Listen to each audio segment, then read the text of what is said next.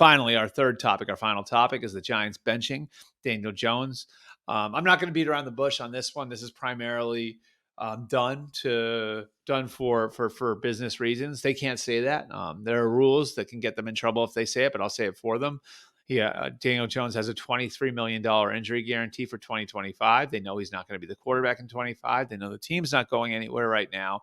So it makes no sense to continue forward with Daniel Jones as the quarterback. We ran into this last year with the Broncos and Russell Wilson, where the Broncos had talked to Russell Wilson's people about the idea of taking his injury guarantees out of the contract for him to continue playing, which created a big problem there, and eventually led to the divorce, was part of it at least. That was happening regardless, but sort of hastened some of the things that would happen in the divorce coming out earlier than the end of the year.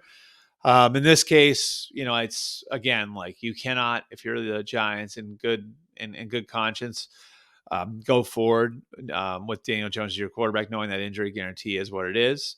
And so Daniel Jones is out as the team's starting quarterback. Tommy DeVito is in. I think Tommy DeVito coming in is about winning games right now and sort of trying to reestablish the culture, not just to save jobs, but also to try to create some sort of good feeling going into the offseason and into 2025. I will say this: Daniel Jones didn't help himself.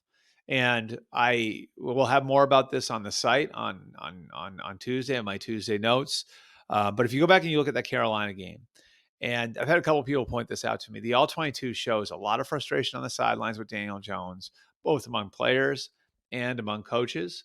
And there are a couple of plays in general where it just looks like he cannot pull the trigger anymore. And I had one person use on Monday night to me the word broken.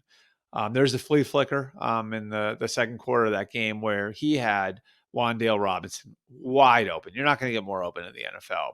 And he didn't pull the trigger. For one reason or another, he double clutched and got sacked.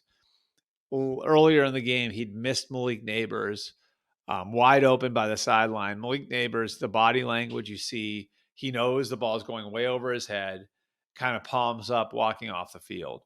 And there was frustration on the part of coaches, of players, again, that showed up on the All-22 that other teams saw. So this is a part of it, is that they don't feel like they can sell Daniel Jones to their locker room anymore.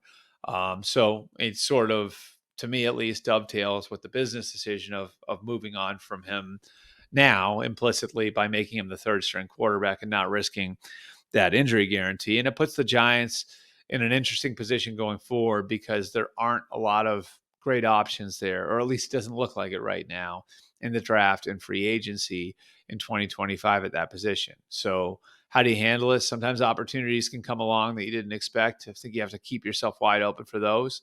I think there's actually a pretty good core of players that you can build around in New York with, your Andrew Thomas, who's hurt now, Kayvon Thibodeau, Dexter Lawrence, Brian Burns, Malik Neighbors. Like, you've got a good core of young players that you can build around there.